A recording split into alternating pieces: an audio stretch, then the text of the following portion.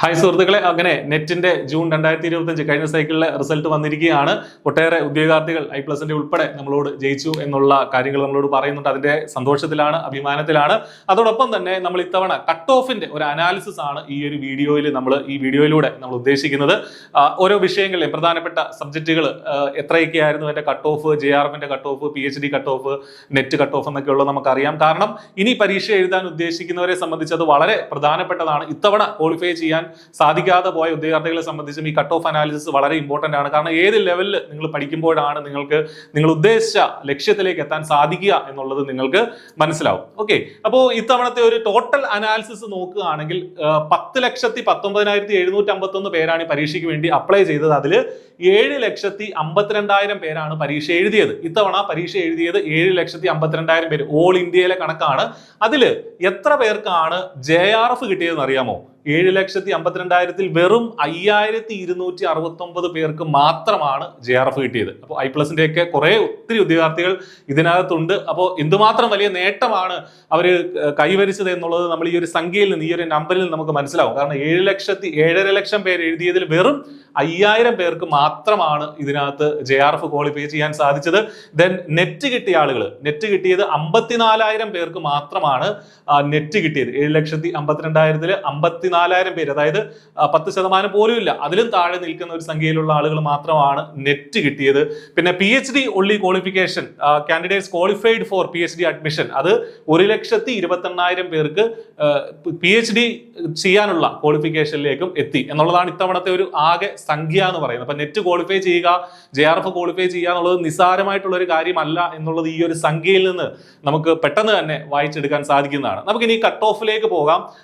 ഓരോ വിഷയങ്ങളിലെയും cut off നമ്മൾ ഇങ്ങനെ ഒരു ഡയഗ്രാം ആക്കി നമുക്ക് ഇവിടെ കാണിച്ചിട്ടുണ്ട്. ആദ്യമായിട്ട് എക്കണോമിക്സിന്റെ കട്ട് ഓഫ് നോക്കുക. ആകെ 300-ലാണ് പരീക്ഷ എന്നുള്ളത് നിങ്ങൾക്കറിയാമല്ലോ. അതിൽ എക്കണോമിക്സിന്റെ കട്ട് ഓഫ് ശ്രദ്ധിക്കുക.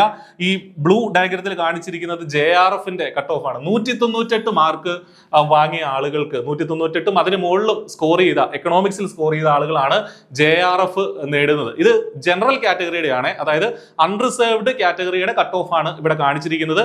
റിസർവേഷൻ ഉള്ളവർക്ക് ഇതനുസരിച്ച് കട്ട് ഓഫ് ഇതിൽ താഴേക്ക് പോകും. ഇതിനേക്കാളും കുറച്ചുകൂടി താഴേക്കായിരിക്കും. അതിന്റെ ഡീറ്റെയിൽഡ് ആയിട്ടുള്ള ഡോക്യുമെന്റ് നിങ്ങൾക്ക് ഇന്ത്യയുടെ വെബ്സൈറ്റിൽ നിന്ന് ഡൗൺലോഡ് ചെയ്യാവുന്നതാണ്. ദെൻ നെറ്റ് ക്വാളിഫൈ ചെയ്ത്, എക്കണോമിക്സിൽ നെറ്റ് ക്വാളിഫൈ ചെയ്തത് ഈ റെഡ് ഡയഗ്രത്തിൽ നിങ്ങൾക്ക് കാണാം. 170 മാർക്കിന് മേളിൽ സ്കോർ ചെയ്തവരാണ് നെറ്റ് ക്വാളിഫൈ ചെയ്തത്. PhD only, അതായത് PhD അഡ്മിഷന് വേണ്ടി ക്വാളിഫൈ ചെയ്തവർ ഈ ഗ്രീൻ ഡയഗ്രത്തിൽ, ഗ്രീൻ ബാറിൽ കാണിച്ചിട്ടുണ്ട്. 146 മാർക്കിന് മുകളിൽ വാങ്ങിച്ചവര് എന്താണ് PhD only ക്വാളിഫിക്കേഷനിലേക്ക് എത്തിയിട്ടുണ്ട്. അപ്പോൾ ഏതാണ്ട് 200-നടുപ്പിച്ച്, മിക്കവാറും സബ്ജക്റ്റുകളൊക്കെ നോക്കുമ്പോൾ 200-നടുപ്പിച്ചാണ്, ചിലത് മേളിലേക്ക് പോയിട്ടുണ്ട്. എനിവേ എക്കണോമിക്സ് നോക്കുകയാണെങ്കിൽ 198 മാർക്കാണ് JRFന് വേണ്ടിയിരുന്നത്. അതായത് 300-ലാണ്. 300-ൽ 198 മാർക്ക് നേടിയാൽ മതി എന്നുള്ളതാണ് നമ്മളത് ഇത് മനസ്സിലാക്കേണ്ട ഒരു ഫാക്ടർ. Okay, then 170, 146. പൊളിറ്റിക്കൽ സയൻസിലേക്ക് വരികയാണെങ്കിൽ അവിടെ JRFന്റെ കട്ട് ഓഫ് ഒരുപാട് ഉയർന്നിട്ടുണ്ട്. 244-ആണ് JRFന്റെ കട്ട് ഓഫ്, 218 നെറ്റിന്റെ കട്ട് ഓഫ്, 186 PhD ഒള്ളിയുടെ കട്ട് ഓഫ്. അപ്പോൾ ഇതെങ്ങനെ മാറുന്നത്, ഓരോ വിഷയങ്ങളുടെയും ഡിഫിക്കൽറ്റി ലെവലും അതുപോലെ തന്നെ നമ്പർ ഓഫ് കാൻഡിഡേറ്റ്സും ഒക്കെ അനുസരിച്ച് ഇത് ചേഞ്ച് ചെയ്യും. ഈ കട്ട് ഓഫ് ഇങ്ങനെ ചേഞ്ച് ചെയ്തുകൊണ്ടിരിക്കും. ഫിലോസഫി നോക്കുകയാണെങ്കിൽ 222-ആണ് JRFന്റെ കട്ട് ഓഫ്, 194 നെറ്റിന്റെ കട്ട് ഓഫ്, 166 PhD only ക്വാളിഫിക്കേഷന്റെ കട്ട് ഓഫ് എന്നുള്ള കാര്യം നമുക്ക് മനസ്സിലാവും.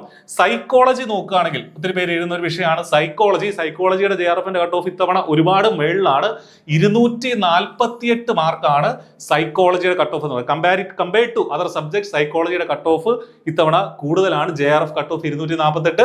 നെറ്റിന്റെ കട്ട് ഓഫ് ശ്രദ്ധിക്കുക, 226. 200 മാർക്കാണ് PhD ഒള്ളിയുടെ പോലും കട്ട് ഓഫ് 200 മാർക്കാണ്. മറ്റ് വിഷയങ്ങളിലേക്ക് ഭൂരിഭാഗം വിഷയങ്ങളിലെ അറൗണ്ട് ഒരു 160 മാർക്കൊക്കെയാണ് PhD ഉള്ളവരുടെ ക്വാളിഫിക്കേഷൻ. പക്ഷെ ഇവിടെ സൈക്കോളജിയുടെ കേസിൽ അത് 200 മാർക്കായിട്ടുണ്ട് ഇത്തവണ. സോഷ്യോളജി നോക്കുകയാണെങ്കിൽ സോഷ്യോളജിയാണിത്. 220 JRFന്റെ കട്ട് ഓഫ്, 192 നമ്മുടെ നെറ്റിന്റെ കട്ട് ഓഫ്, 162 PhD ഒള്ളിയുടെ കട്ട് ഓഫ് എന്നുള്ളത് നമുക്കിവിടെ കാണാൻ സാധിക്കും. ഞാനിവിടെ കൂടുതൽ പേര് എഴുതുന്നതും പ്രധാനപ്പെട്ട കുറച്ച് സബ്ജക്റ്റുകൾ മാത്രമാണ് ഇവിടെ സെലക്ട് ചെയ്തിട്ടുള്ളത്. ഇനി ലൈബ്രറി സയൻസ് നമ്മൾ നോക്കുകയാണെങ്കിൽ ലൈബ്രറി സയൻസിന്റെ കട്ട് ഓഫ് എന്ന് പറയുന്നത് JRFന്റെ കട്ട് ഓഫ് താഴ്ന്നിരിക്കുകയാണ്. 186 മാർക്ക് മതിയാകും JRFന്റെ കട്ട് ഓഫ്. നെറ്റ് 166, അതുപോലെ തന്നെ PhD only 146. Mass communication and journalism അതിൽ 200 മാർക്ക്, 204 മാർക്കാണ് JRFന്റെ കട്ട് ഓഫ് 204 അതിന് മുകളിലും വാങ്ങിച്ചവർ JRFിലേക്കും, 176 അതിന് മുകളിലും ആണെങ്കിൽ നെറ്റിലേക്കും, 152 ആണെങ്കിൽ PhD ഒള്ളിയിലേക്കും അവർ എത്തുമായിരുന്നു. പെർഫോമിംഗ് ആർട്സിന്റെ കട്ട് ഓഫ് 208 ആണ് JRFന്, 180 ആണ് നെറ്റിന്, 158 ആണ് PhD ഒള്ളി എന്നുള്ള കാര്യം മനസ്സിലാക്കുക.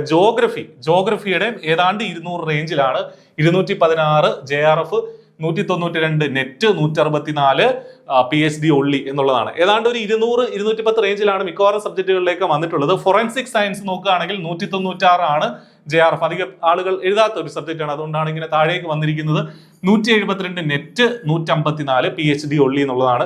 കമ്പ്യൂട്ടർ സയൻസ് ആൻഡ് ആപ്ലിക്കേഷൻസ് I+ന് ഇത്തവണ കുറെ പേര് ഇതിൽ ക്വാളിഫൈ ചെയ്തിട്ടുണ്ട്. കമ്പ്യൂട്ടർ സയൻസ് ആൻഡ് ആപ്ലിക്കേഷൻ 186, വളരെ ചെറിയ കട്ട് ഓഫ് ആണ്. ശ്രദ്ധിക്കുക, 186 മാർക്ക് മാത്രം മതി അതിന്റെ JRF നേടാനായിട്ട്. അപ്പോൾ പരീക്ഷ ഡിഫിക്കൽട്ടി ലെവൽ അതനുസരിച്ചാണെന്നുള്ളതാണ് നമ്മൾ മനസ്സിലാക്കേണ്ടത്. 158 മാർക്കാണ് നെറ്റിന്, 140 മാർക്കാണ് PhD ഒള്ളിക്ക്.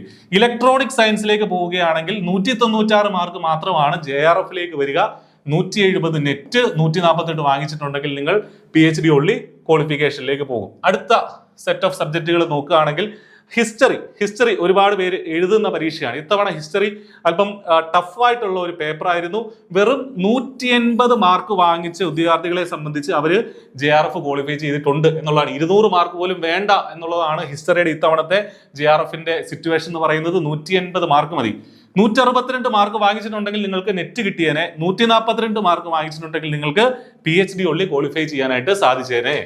കൊമേഴ്സ് ഒരുപാട് ഉദ്യോഗാർത്ഥികൾ അപ്ലൈ ചെയ്യുന്ന എഴുതുന്ന പരീക്ഷയാണ് കൊമേഴ്സ് എന്നുള്ളത്. 224 യൂഷ്വലി ഈ ഒരു റേഞ്ച് ആണ് മിക്കവാറും വർഷങ്ങളിൽ കൊമേഴ്സിന് വരാറുള്ളത്. 224 മാർക്കും അതിന് മുകളിലും വാങ്ങിച്ചവർക്ക് JRF കിട്ടും.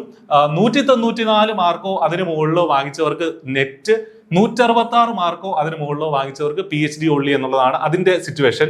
എഡ്യൂക്കേഷനിലെ സിറ്റുവേഷൻ എങ്ങനെയാണെന്ന് വെച്ചാൽ 206 മാർക്കാണ് JRFന്റെ കട്ട് ഓഫ്, 182 നെറ്റ്, 158 PhD ഒള്ളി. സോഷ്യൽ വർക്കിൽ 206 സെയിം ആണ്. 206 മാർക്ക് വാങ്ങിച്ചവര് JRFിലേക്കും, 180 വാങ്ങിച്ചവർ നെറ്റിലേക്കും, 156 വാങ്ങിച്ചവർ PhD ഒള്ളിയിലേക്കും ക്വാളിഫൈ ചെയ്യപ്പെടും. ഹോം സയൻസിൽ അത് 202, 174, 150 മാറിയിട്ടുണ്ട്.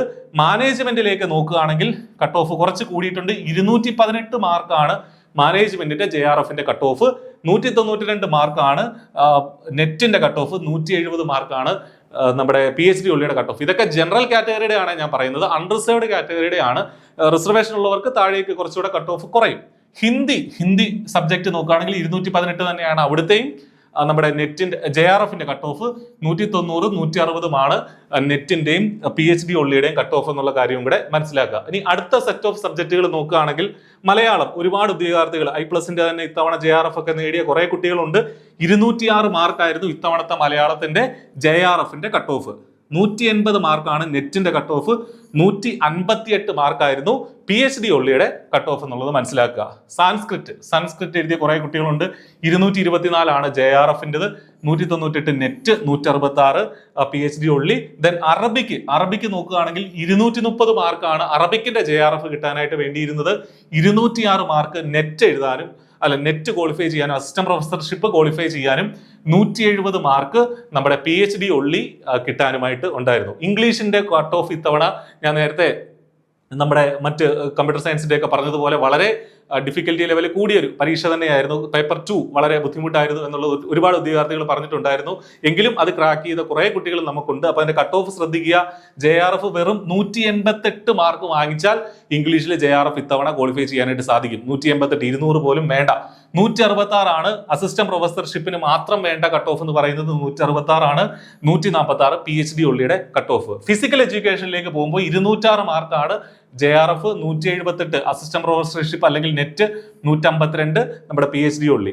ലോയിലേക്ക് പോകുമ്പോൾ ലോയ്ക്ക് നമുക്ക് ഓഫ്ലൈൻ കോച്ചിങ് ഒക്കെ ഉണ്ടായിരുന്നു. അതിലും ക്വാളിഫൈ ചെയ്ത ഉദ്യോഗാർത്ഥികളുണ്ട്. 200 ആണ് അതിന്റെ JRFന്റെ കട്ട് ഓഫ് എന്ന് പറയുന്നത്. 178 നെറ്റിന്റെ assistant professorship cut off, 158 PhD only. Then എൻവയോൺമെന്റൽ സയൻസിലേക്ക് പോകുമ്പോൾ 174 ആണ് JRF, 156 നമ്മുടെ നെറ്റിന്റെ കട്ട് ഓഫ്, 140 PhD ഒള്ളിയുടെ കട്ട് ഓഫ്. അപ്പോൾ ഇതൊക്കെയാണ് പ്രധാനപ്പെട്ട സബ്ജക്റ്റുകളുടെ കട്ട് ഓഫ് എന്ന് പറയുന്നത്. അപ്പോൾ നിങ്ങൾ ഇതിലൊക്കെ ഏതെങ്കിലുമൊക്കെ എഴുതിയ ഉദ്യോഗാർത്ഥികളായിരിക്കും, നിങ്ങൾ ഇതിൽ ഏതെങ്കിലുമൊക്കെ ക്വാളിഫൈ ചെയ്ത ഉദ്യോഗാർത്ഥികളായിരിക്കും, അല്ലെങ്കിൽ അടുത്ത തവണ പരീക്ഷ എഴുതാൻ ഉദ്ദേശിക്കുന്ന ഉദ്യോഗാർത്ഥികളായിരിക്കും. അപ്പോൾ നിങ്ങളെ സംബന്ധിച്ച്, ഇനി പരീക്ഷ എഴുതുന്നവരെ സംബന്ധിച്ച് വളരെ ഇമ്പോർട്ടന്റ് ആയിട്ടുള്ള ഡേറ്റയാണിത്. കാരണം ഇത് ലക്ഷ്യം വെച്ച് വേണം നമ്മൾ പഠിക്കാൻ. ഇതിൽ നമ്മൾ മനസ്സിലാക്കേണ്ട മറ്റൊരു സംഗതി എന്താണെന്ന് വെച്ചാൽ, നമ്മൾ ഈ 300 മാർക്ക് വാങ്ങിക്കേണ്ട എന്നുള്ള കാര്യം കൂടെ നമ്മൾ മനസ്സിലാക്കുക. അപ്പൊ നമ്മൾ പഠിക്കുന്നത് ആ ഒരു സ്ട്രാറ്റജിയെ ബേസ് ചെയ്തിട്ടാവണം. നമുക്ക് അറിയാൻ പാടില്ലാത്ത ഇത്തവണത്തെ പേപ്പർ 1 സിനിമയുമായി ബന്ധപ്പെട്ട ആരും കേട്ടിട്ടില്ലാത്ത കുറെ ചോദ്യങ്ങളൊക്കെ വന്നിട്ടുണ്ടായിരുന്നു. അതൊക്കെ സ്കിപ്പ് ചെയ്താൽ യാതൊരു പ്രശ്നവുമില്ല. കാരണം JRF കിട്ടാനൊക്കെ അതൊന്നും വേണ്ട അല്ലേ. ബാക്കിയുള്ള ചോദ്യങ്ങൾ, നമുക്കറിയാവുന്ന ചോദ്യങ്ങൾ എഴുതി തന്നെ നമുക്ക് നെറ്റും JRF ഒക്കെ ക്വാളിഫൈ ചെയ്യാനായിട്ട് സാധിക്കും. അപ്പോൾ ഈ ഒരു കട്ട് ഓഫ് നിങ്ങളുടെ മനസ്സിൽ വെക്കുക. അത് വെച്ച് ഇനിയുള്ള പരീക്ഷയ്ക്കായിട്ട് പഠിക്കുക. കൂടുതൽ അപ്ഡേറ്റുകളുമായിട്ട് I+ വീണ്ടും വീഡിയോകളുമായിട്ട് വരുന്നതാണ്. All the best. Thank you.